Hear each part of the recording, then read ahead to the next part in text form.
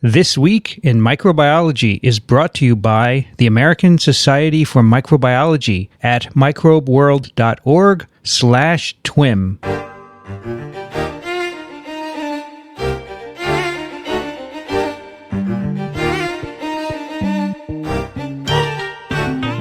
This Week in Microbiology, episode number 13, recorded August 5th, 2011.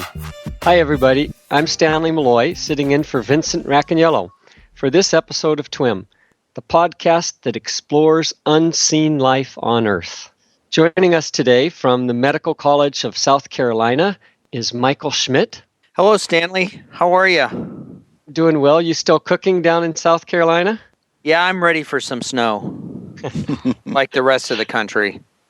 Not us. Not you.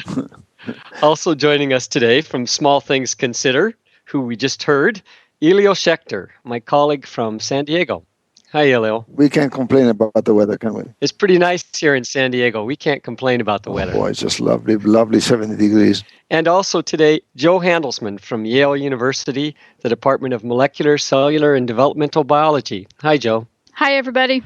So we have two papers today that we're going to talk about. And these papers are really interesting because they emphasize the way that the host and the microbiome talk to each other.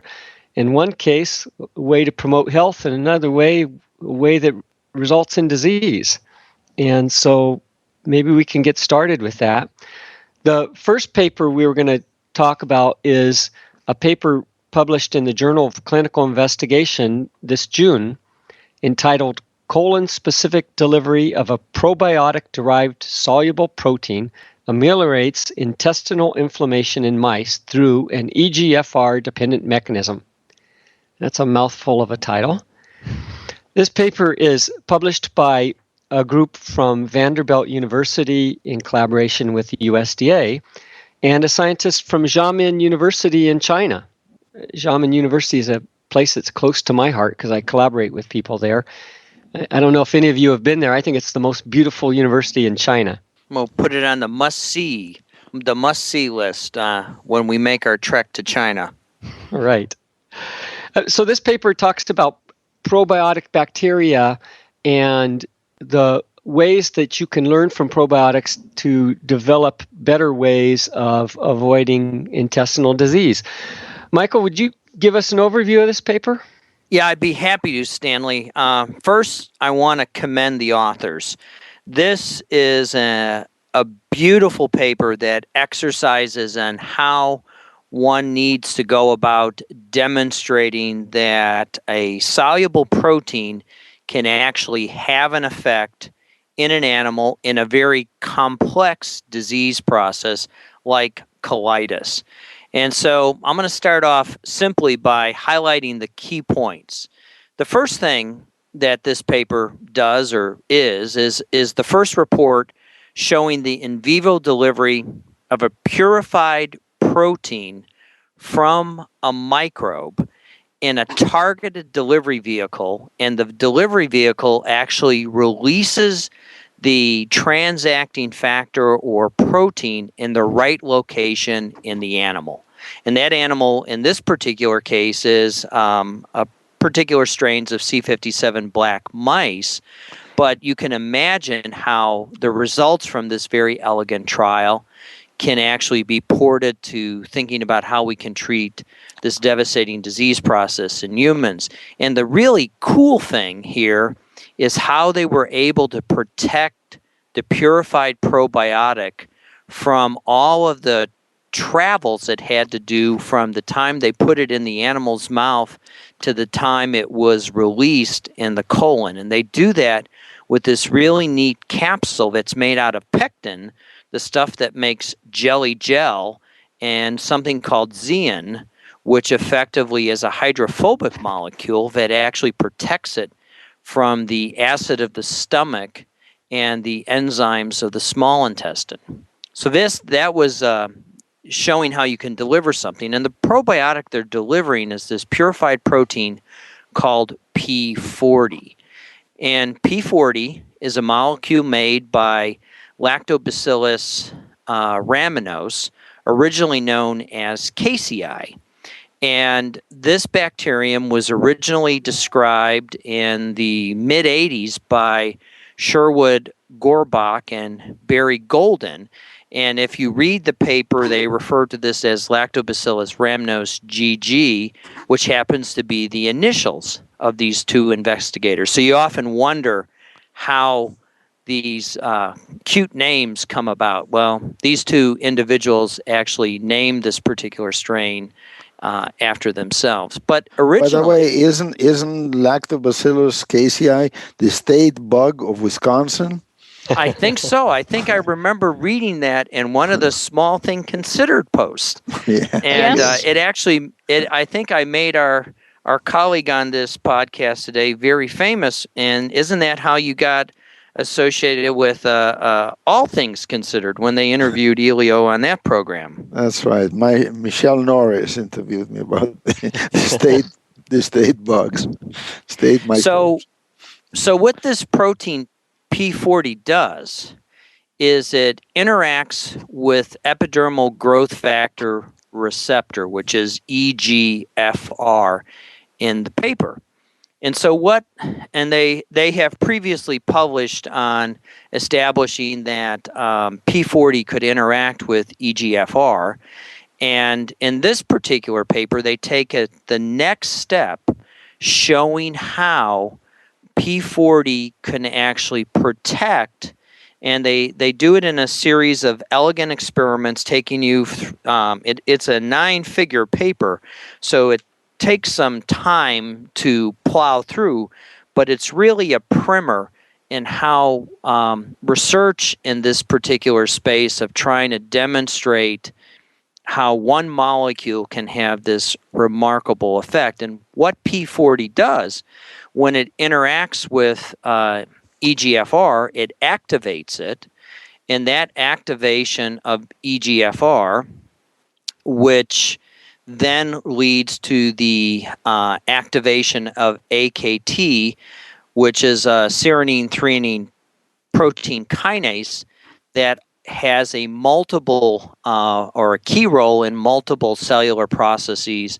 such as glucose metabolism, cell proliferation, and apoptosis. And what P40 interacting with EGFR does is it prevents cytokine-induced apoptosis in intestinal epithelial cells. And when you think about it, that's what colitis is all about. It's cytokine-induced damage in the large intestine that ultimately results in the profound pathogenesis that's associated with that devastating disease. Hey, Michael, can we step back for a second? Sure. Somebody might say, it's so easy to grow bacteria and a lot harder to purify a protein. Why wouldn't you just do this with the probiotic bacteria, right? And I think that's an important point these guys made. That really, they point out something that really surprised me, and that is that in some cases these probiotic bacteria can actually have negative effects, especially for very young or immunocompromised people, which means that you have to do something a bit trickier in a case like this, right? Exactly, and I'm glad you brought that point up at this point in the discussion, because that's effectively figure 1 of their paper, where they show how they used a histag approach, where many of you are familiar with the histag approach for purifying proteins, which effectively uses a nickel column to pull the protein out of the supernatant.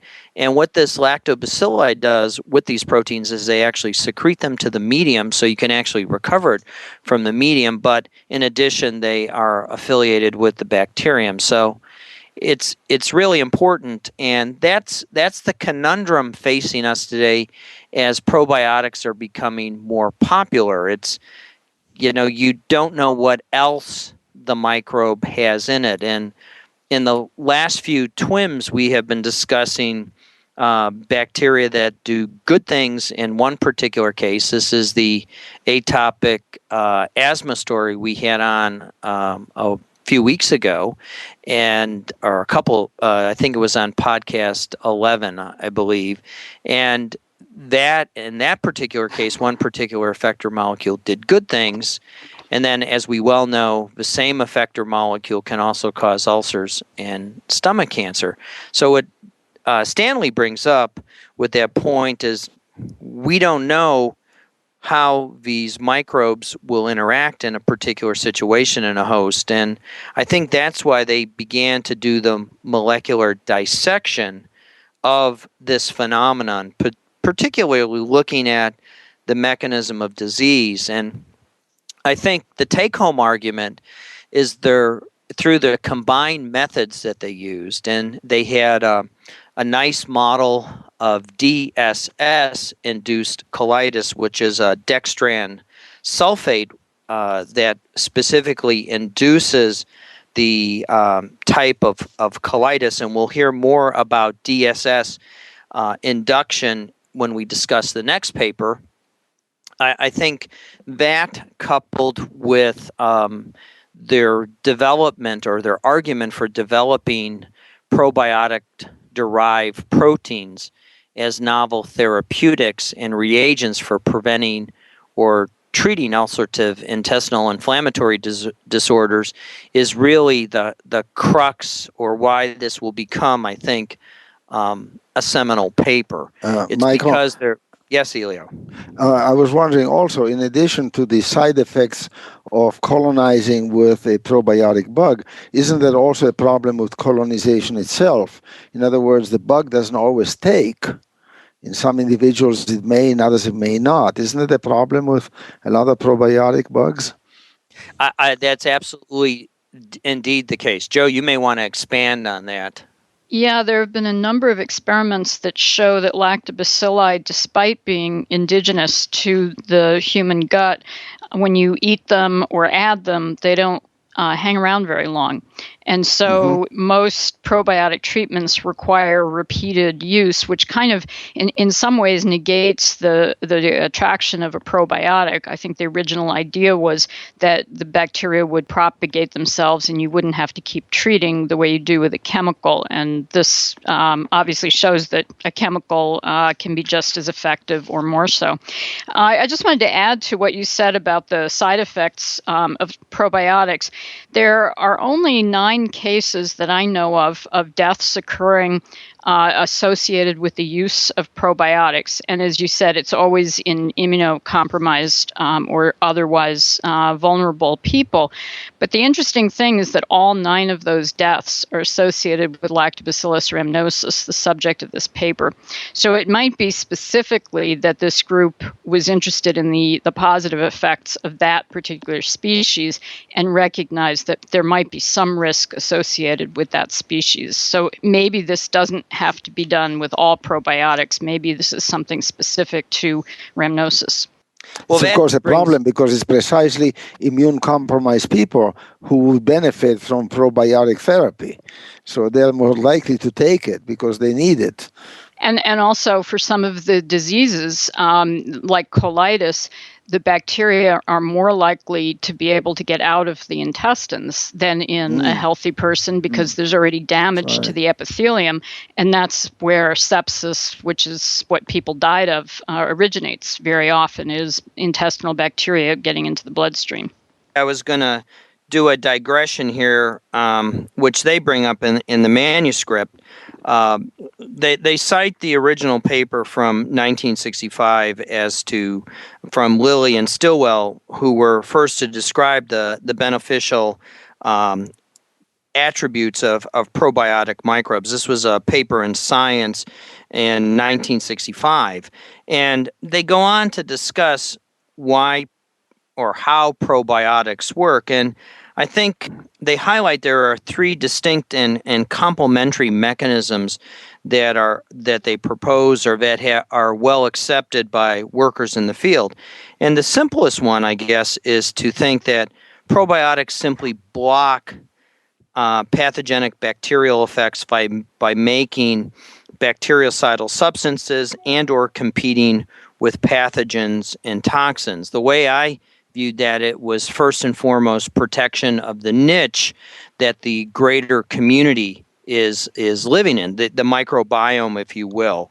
And so I think by using a purified derivative, you get around some of the inherent problems if you don't have the right genetics that allowed you to establish a good and healthy colon. Something that you could take with one of these capsules would be very attractive.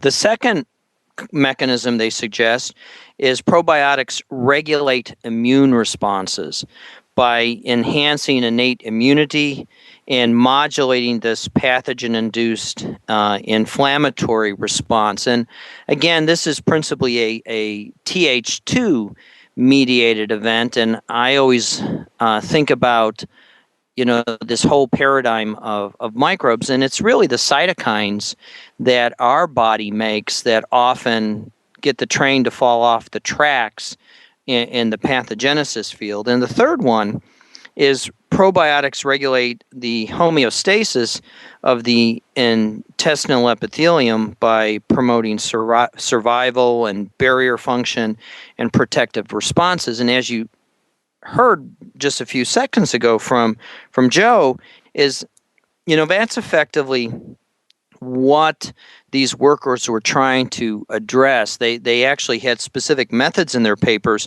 where they were looking at the junctions between the cells to try to ascertain whether or not this particular molecule did indeed do that magic of preventing the disease process from taking hold, either in the cell lines that they were using in mutants or in the wild type cell line and or in the wild type animal.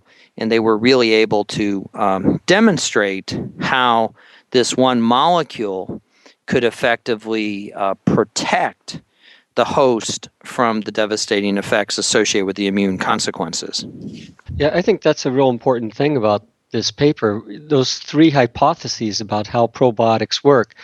In a lot of cases, it's easy to make the hypothesis, but it's really hard to demonstrate exactly how it happens. And so probiotics have been for a long, long time, until very recently, almost like some kind of magical potion that people took and swore by with little scientific understanding of what the heck is going on. Remember, it started with Mechnikov 120 years ago, deciding that the peasants in Bulgaria lived longer because they ate yogurt. So it's a long story. And they go into addressing those hypotheses in the second figure, where the title is Activation of Epidermal Growth Factor Receptors Required for P40's Stimulated Prevention of Cytokine Apoptosis. And most importantly, I thought, the pathology or disruption of those tight junctions in the colon epithelial cells. And the way they did this is this was, of course, done in vitro. They treated the cells for 16 hours with 100 nanograms per mil of TNF, IL-1, and interferon gamma. And as we all well know, these are the three big hitters that are responsible for all those wonderful flu-like symptoms we get when we become ill. And so figure 2 is really, I think, one of the critical things that established the bona fides for me, at least when I was reading it, how P40 was really the principal player, and it was really going to do what it was supposed to do. One of the things about this wonderful paper that remains unanswered, mainly because it's really hard to answer it, is whether the probiotic, the organism, has any positive effects. We know about the possible negatives, but does it have any positive effects that aren't captured by P40? And so, a lot of people have advocated probiotics over the years because it's thought to bring the colon microflora back into balance, whatever that means. We don't know what that means, but that's been the hypothesis with very, very little data to back up the dogma. But there may be something to that, and it may be that having an organism who will change the nature of the microbial community in the gut is a really positive, long-lasting way of treating disease. And perhaps we would be losing those effects if we go to just a P40-based drug. Then it would be more like a typical pharmaceutical. So one thing I think is going to be really interesting in the future is to begin to develop methods that will manipulate the gut flora and then see whether there are a cascade of changes that are beneficial rather than just the one very specific change in the epithelium that they demonstrate here. So that's actually a really interesting question of how to think about developing the methodology that would enable us to manipulate the gut flora so that it can become stable, so that you could have it long enough, have the flora in a steady state condition long enough to actually be able to do an experiment. I guess the only way we can do it now is with notobiotic or germ-free animals with normal immune systems, in which we feed them a cocktail of defined microbes, and you start with them being born effectively sterilely, and you propagate their gut with a defined set of microbes, and you do the mixing and matching experiments. But doing it in a clinical trial setting where you have the outbred human gene pool and the outbred microbiome, I think is going to be extremely challenging. Do you have any thoughts on how to begin to tease that apart, Joe? Well, I think we need simpler systems. I think we need some models that have a smaller number of organisms than the mammalian gut does. And then we could begin to develop the tools to manipulate communities. We just don't have those right now. We also might be able to develop ways of engineering organisms or choosing organisms that are better at invading existing communities, which is one of the biggest problems or challenges with using microbes in any kind of setting as the treatment, that established communities tend to be pretty resistant to invasion, which of course is a good thing. When the invader is a pathogen, that's what keeps us healthy. But it is a challenge and a negative thing if we're trying to establish a new organism.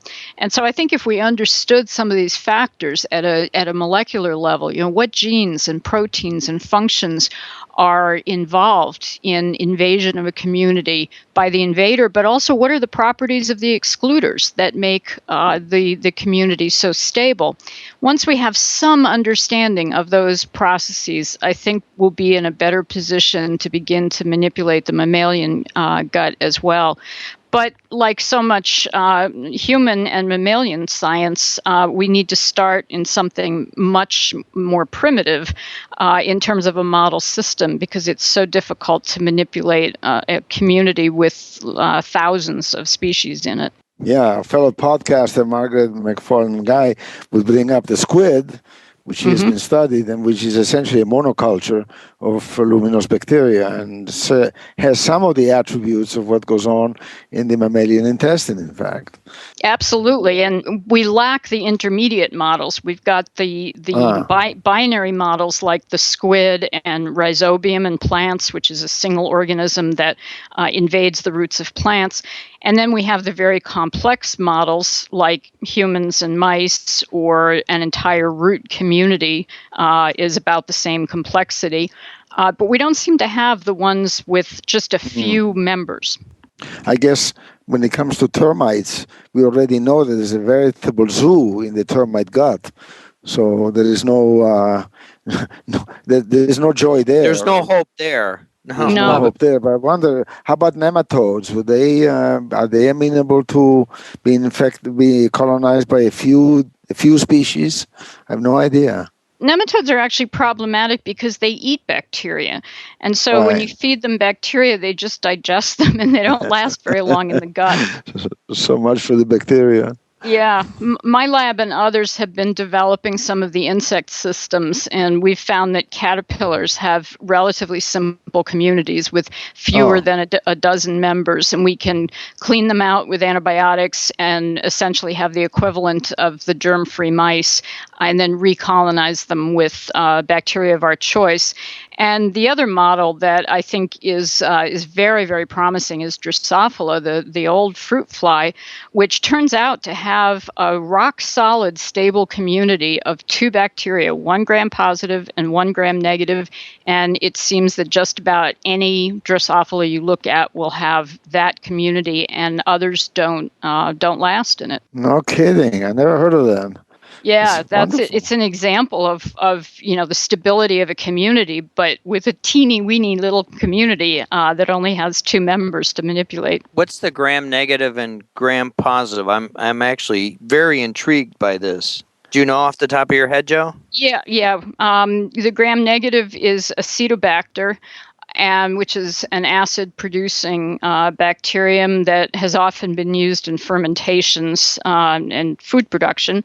And the gram-positive is Lactobacillus, one of the species of Lactobacillus that is closely related to the ones we're talking about today, Lactobacillus plantarum. Yeah, an interesting thing here is when you talk about simplicity of the model, then you have to deal with, well, in some cases, you're probably manipulating aspects of immunity that don't exist in the simpler models. So it's probably true what you said, Joe. You need models that span the entire range to be able to dissect different components of what's going on. One of the beauties of using insects or nematodes or any kind of, or squid, any kind of invertebrate for this type of study is that we don't have to deal with the antibody response, which mammals, of course, have.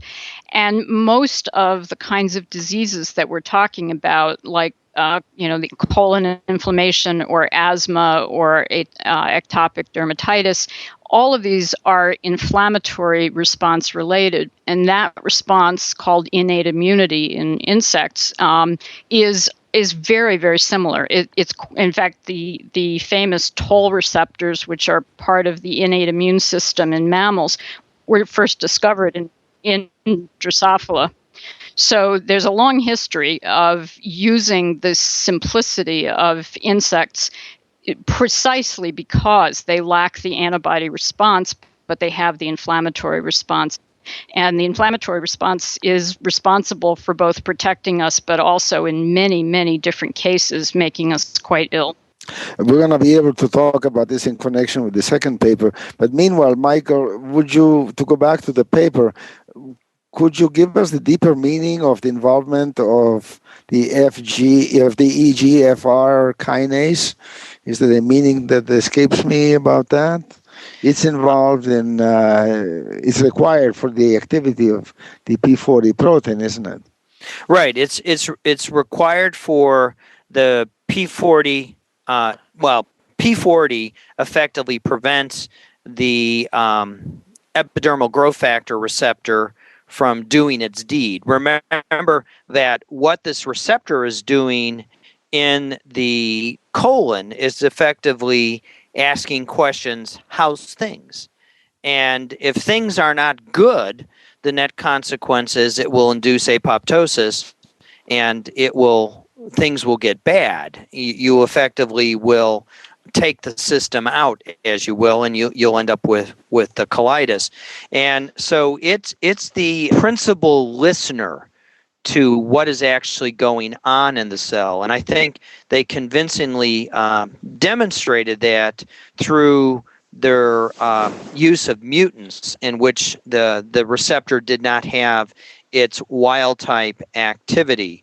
And that was through their EGFR-WA2 mutant, where they were looking at injury and inflammatory scores, and they were looking at the colon length and all of the other key metrics.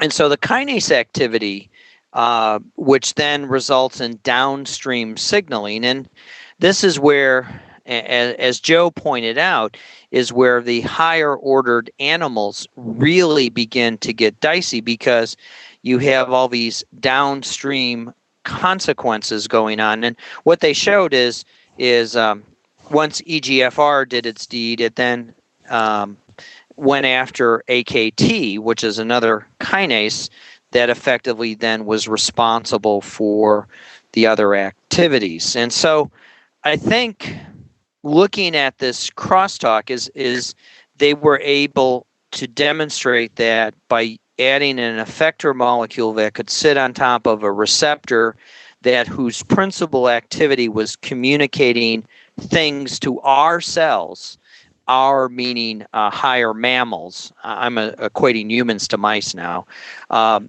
By virtue of the fact that the bacterial protein was effectively telling the mouse cells that, okay, everything is good, you need not induce apoptosis, which is effectively going to, knock that cell out from further activity. So I think that's what's going on. And as you were trying to get me to allude, that's where you're going to go with the next paper for the inflammasome and the risk for colitis. Before we leave this paper, I think one of the other things that's really interesting here is that they point out that aberrant EGFR activation can result in cancer.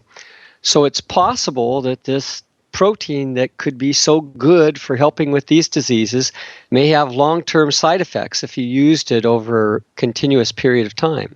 So there may be side effects even for the individual protein, well beyond the organism as a whole. Sounds like we should go out and buy stock. Well, this microorganism has been patented, and it's also been licensed in the United States, and it's showing up in probiotic formulas that are sold as health foods. It's a company in Sweden or Finland, isn't it? Yes. And they have licensed it in the U.S., and so you can actually go out and buy the parent strain of this organism either in capsule form or in subsequent products that have incorporated in the whole organism into the mix to see whether or not it will actually work. And I think that's the great promise of probiotics and also the great risk of probiotics, because you often don't know whether or not the microbe is making counteracting agents in addition to P40. There may be something else that the organism is dumping out that could actually activate rather than inhibit the EGFR, because it's a very promiscuous receptor. It listens to many speakers, I think is the simplest analogy to make. Well, maybe that's a good time for a transition to our second paper. The second paper is NLRP6 inflammasome regulates colonic microbial ecology and risk for colitis. It was published in Cell at the end of May of this year and involves a number of authors, actually colleagues of Joe's from Yale University, some people from Washington University in St. Louis, and a company, GlaxoSmithKline. Elio, would you take us through this paper? I'll try. This is not the simple paper, at least in terms of its weight. It's a lot of work. In fact, I wonder whether I don't quite understand why so much work is needed for making these points, but the author sure must know the answer to that question. So let me tell you that I was helped immensely here because the paper you have to know a lot of immunology and you have to know a lot of microbiology to dig the paper deep. But lucky for me, a graduate student in a course that I co-teach in San Diego wrote about this in our blog, Small Things Considered. And if you want to look at it, it's called How We Tell the Good Bacteria from the Bad. And this is a guy by the name of Micah Maneri. Micah is an MD, PhD student at UCSD. And it's not the first time he's written for this blog. By the way, we really like having students do that, and they get credit for it. They don't have to answer an exam question. But anyhow, how to tell the good bacteria from the bad is Micah's interpretation of what this paper is about. And it really goes a step beyond what's in the paper, but it's just a beautiful thing. So let me go through the alphabet soup that's involved here. things like NLRP6, refer to essentially a concept of how inflammation comes about. It comes about by the activity of protein complexes called inflammasomes. In this case, the one that's involved here works with a series of proteins called ASC and then a caspase, which eventually leads to the cleavage of a pro-inflammatory cytokine, interleukin 18, also interleukin 1 beta. So a pro protein is, of course, inactive. It needs to be cleaved by something, by a protease of some sort, in order to make it into the active species. And this is what we're talking about. We're talking about the particular setting off of the inflammasome, let's call it P6 for short, as opposed to some others. And this one sets off, as I say, the production of active interleukin 18. Interleukin 18 has a role in, is also a very broad-based cytokine. It has to do with especially cell-mediated immunity. It sets off the production of interferon gamma and other things. So anyhow, it produces inflammation. So here's the story. When it unites, I should also preface this by saying that it actually directly unites concerns, like in the previous paper, of immunity and the microbiota, the microbes existing in the gut. So to their surprise, when they looked at mutants in P6 inflammasome, they found that it increases the risk for colitis in mice. This is again a colitis that's set off by, made worse by feeding the mice dextran sulfate. So that's surprising because now it leads to sort of the difficult concept of when is the immune response good for you and when is it bad for you. Obviously, inflammation can be very bad, but without inflammation, we'd be dead. So there's a dual, a Janus God-like aspect to the immune response. One face looks at the good part and the other face looks at the bad part. Here, it looks at the good part because when this inflammasome is working, the risk of colitis is lower. When it's not there, the risk of colitis is up. And this is really, I think, one of the most interesting and puzzling aspects of the immune response. Well, I heard once somebody say that the immune response resembles 6 blind people trying to chase a fly with brooms in a china shop. I think that's got to be the title of this podcast. 6 blind people chasing a fly with brooms in a china shop. But that's exaggerated because, of course, as I say, we don't have it and we die. But so anyhow, here is a good thing that the immune response does. The inflammasome keeps colitis from happening. But the exciting part, the most exciting part here is that when you, in the mutants, you find an alteration in the gut flora. And the gut flora is displaced in favor of a couple of bugs, one called Prevotella, which is a known pathogen. It's part of the Bacteroidetes, so it's a strict anaerobe. It's been known to cause disease. It's also found in the environment. And another bug with a mysterious name is called TM7. And if that turns you off, that's too bad, because TM7 is a new clade of bacteria. And they're ubiquitous. They're found all over the environment. They're found in soils. They're found in sludges, and they're found in people. And they have some role in some diseases, notably in gingivitis and other diseases of the mouth. By the way, they're supposed to have a cell wall like gram-positives, but nobody's sure where they belong. They're really something quite unique. Anyhow, these 2 bugs take over. And not only do they take over, but they're found in the gut in a strange place, namely in the crypts of the mucosal epithelium of the gut. If you remember, the mucosal epithelium is made up of a surface which has a bunch of microvilli, and this villi is where the action is, that's where the food is taken up, and so forth. But in between the villi, and between the cells, are crypts made of cells, and these are normally fairly bacteria-free, but Prevotella just loves to go there. So how did they find this out? This is interesting. They did something a little bit unusual.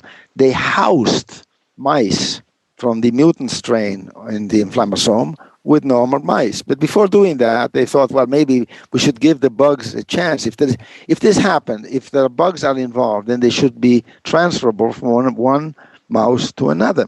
But so to give themselves a better chance, they mixed the mutant in the inflammasome mice with germ-free mice. And guess what? The germ-free mice acquired the bugs and developed colitis. So this was sort of in a sense, not exactly a Koch postulate, but something like it, demonstrating that the transfer of bacteria from one mouse to another matters. And by the way, it's very easy to do because mice just love to nuzzle to each other and they eat each other's feces. And so if you mix two strains of mice, they're going to swap bugs like crazy. They went on and did the experiment with co-housing mutant mice, in other words, the ones that had the propensity to colitis, with regular mice, with normal mice. And they also, the normal mice, acquired the disease. They didn't have colitis quite as bad, but they did. And then they found also that this goes on between mother and child and mother and babies and so forth. So this co-housing experiment, which I think is very clever and to my knowledge, novel. Maybe people have been doing this for years, but I wasn't aware of it. That taking two strains of mice and putting them in the same cage has profound consequences on the transfer of bacteria. You know, I bet they discovered that by accident. I'll bet they were trying to save on their housing costs and put them together, got a funny result, and went back and explored it. Right? Could be. I have somebody I can ask to find out. I'll ask Ed Baelish to find out if that's the way it happened with the germ-free animals. That's the kind of serendipity that often drives science. It's beautiful. It's that won't work on people, though. I don't know too many humans that eat the stools of their cohabitating. Though if you go to some college fraternities, you could almost imagine it. But it's really interesting that people who live in the same houses tend to have related microflora in their guts. So somehow there's transfer from person to person. So I wondered if this would suggest that colitis is actually contagious. Absolutely. Absolutely. Now we're getting into Stanley's area of expertise with his good friend salmonella. No, but I think that's one of the things that's really striking about this paper. There's been a lot of discussion about bacteria causing disease and different microflora influencing you and probiotics having an effect on this person or that person. But the idea that they can be transferred between litter mates and obviously between people potentially is pretty amazing. It makes you think in a very different way about the interplay of the genetics of the host and the microbial populations. So I thought this was really an interesting, exciting finding. By the way, it calls to answer my own question about why it's so complicated. It did call for the interaction between two extraordinary laboratories, the one of Richard Flavell at Yale, who's a leading light in immunology, and that of Jeff Gordon at WashU, who is another leading light in the intestinal microbiome and other microbiomes. So it's no wonder it takes the coherent working together, the cooperation between very distant laboratories, and this is what they found out. Let me also bring up a question here about how does this work?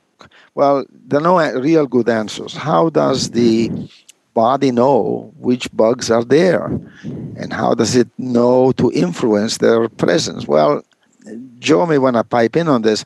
Dendritic cells, which are part of the first line of response in the immune system, have the dendrites, have long protrusions, and these protrusions apparently stick through the epithelial layer into the lumen, where they can sense what's going on, which I thought was really fascinating.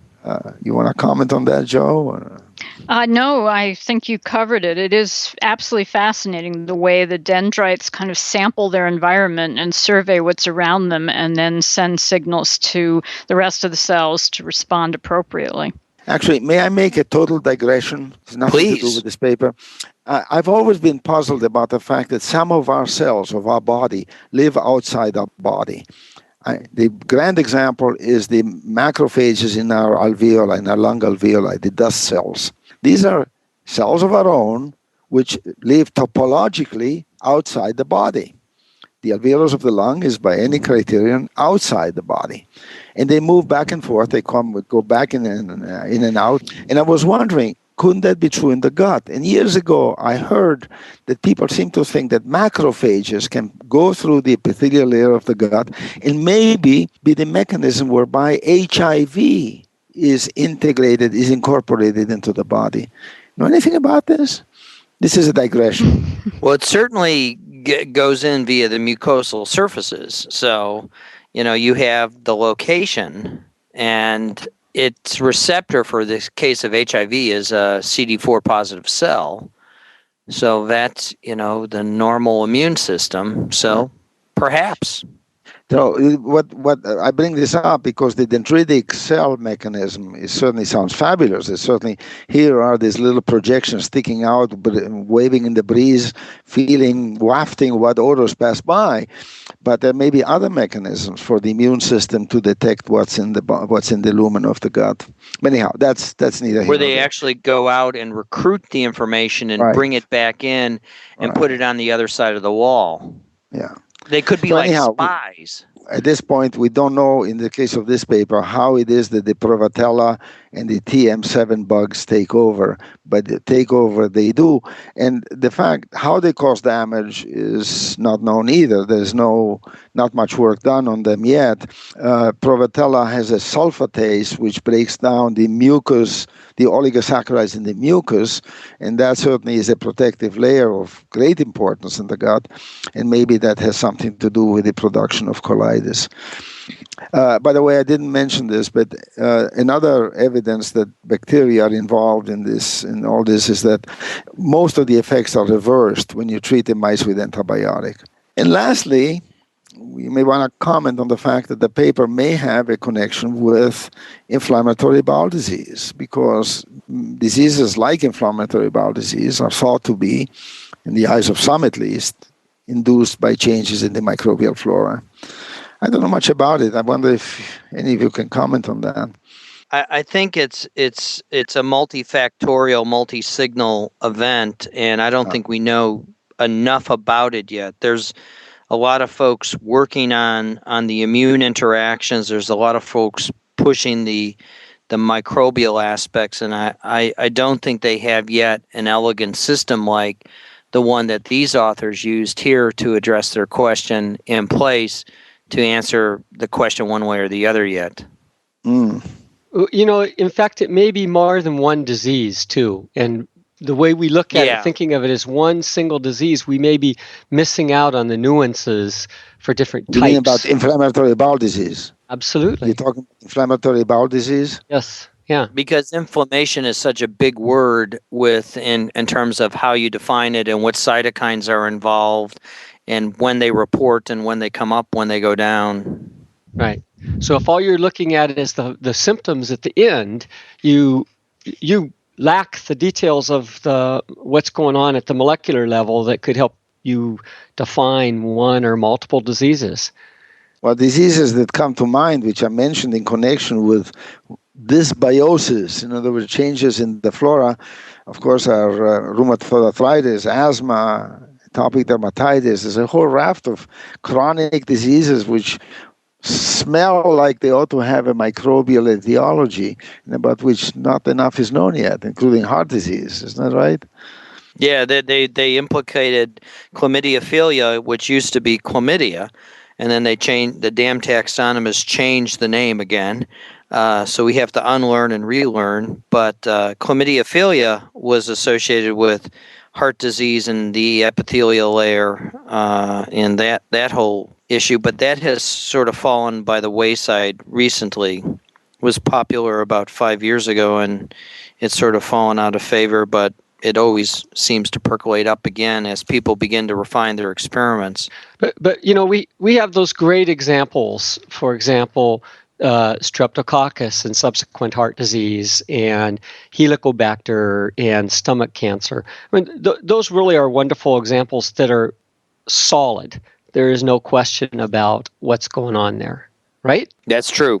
And then there are others where there are such strong correlations, but we just don't have the causal relationship. And that list seems to get longer just about every month. A new one comes out, like various mental diseases, diabetes, obesity. There really are remarkably few diseases that have not been linked with something about the gut flora. It goes back to one of the Talmudic questions on small things considered.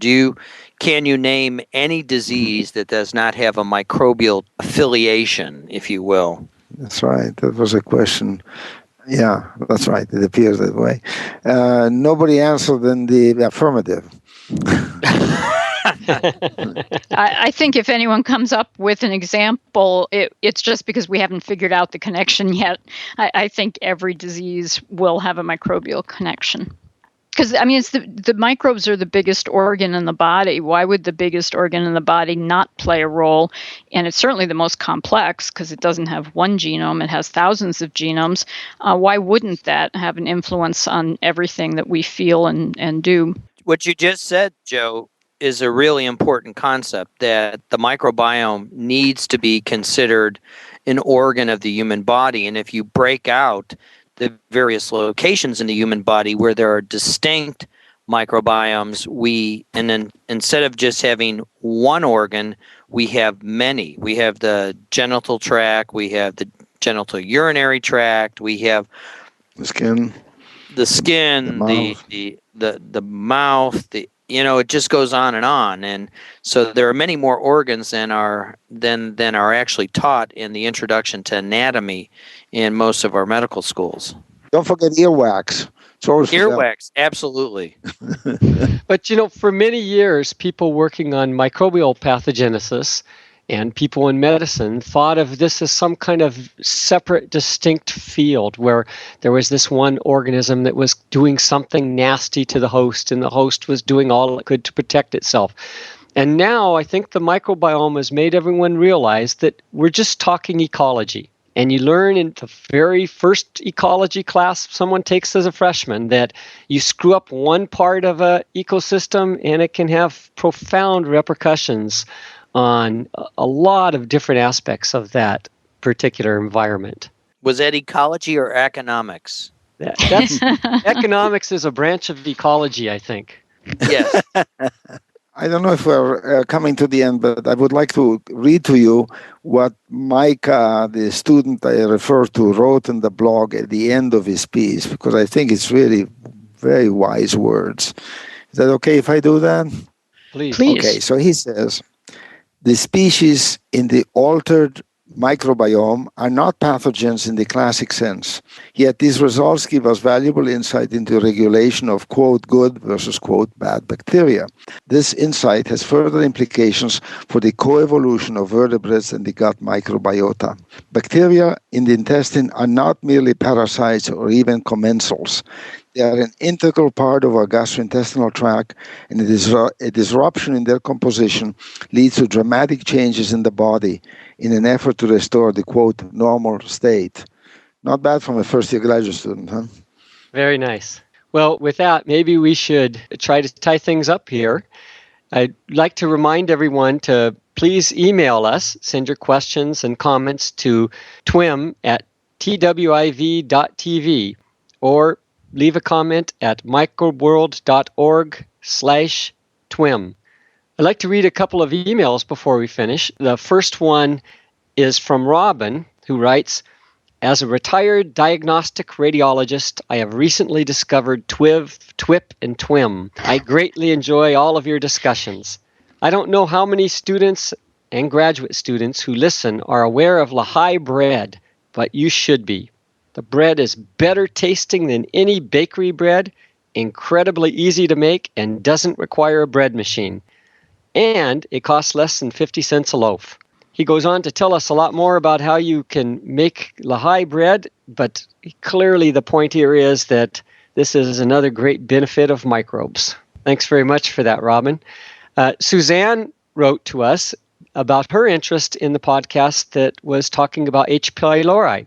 She writes, when my oldest daughter was a baby and I was reading everything parent-related I could find, I ran across several articles mentioning that Western countries tended to deal more with colic than some other societies. Mostly, they tended to come to the conclusion that this was because of our parenting styles. I wondered at the time if there's a connection between colic and our microbial populations. I'll bet that if someone could show that inoculation with H. pylori was correlated with a decrease in colic, you'd have parents begging for a way to give it to their infants. Thanks for the podcast, Suzanne. And then Rehan writes, I'm an avid listener to TWiM, and TWiM. I would suggest a possible collaboration with another podcast I subscribe to, Star Talk Radio. It's an astrophysics podcast hosted by Neil deGrasse Tyson himself. The topics covered in this podcast are vast, but they often touch on the topic of life on other planets. They've suggested that if we do find life in the planets nearby, it'll probably be microbial life. So he recommends, if you're interested in learning more about astrophysics and astronomy, you tune in to Star Trek Radio. And he's going to tell them that they should be listening to TWiM as well. Thanks very much, Rehan. So there are many ways you can listen to TWiM at iTunes, Zune Marketplace. Consider subscribing. It's free. It allows you to automatically receive each new episode as it's posted every other week. You can also listen with the MicroWorld app and stream episodes directly to your iPhone or iPad. Check it out at microworld.org. It's now available for Android devices at http://bit.ly/MWANDROID. You can always play or download episodes from microworld.org/TWiM, where we also have show notes. And if you like TWiM, please tell others about it. Links and reviews in iTunes are really helpful. They keep us on top of that list and keep us putting on good shows for you. We love to hear any comments or questions, what you'd like to hear. Please leave them at twim@twiv.tv or go to microworld.org/TWiM and leave your comment. If you have a story you'd like to submit to be considered, please send it to microworld.org and tag it with TWiM. Finally, I'd like to just thank everyone. Michael Schmidt is at the Medical University of South Carolina. Thanks very much, Michael. Thanks, Stan. Elio Schaechter is at Small Things Considered. Thanks again, Elio. Oh, my pleasure. And Joe Handelsman is at Yale University. Thank you, Joe. Thank you. It's great to be here. I'm Stanley Maloy, and I'm at San Diego State University. I'd also like to finally thank ASM for their support of TWiM. The Communications Director Barbara Hyde and Chris Kandayan, and Ray Ortega for organizational and technical help with putting on this podcast. Thank all of you for listening. See you next time on This Week in Microbiology.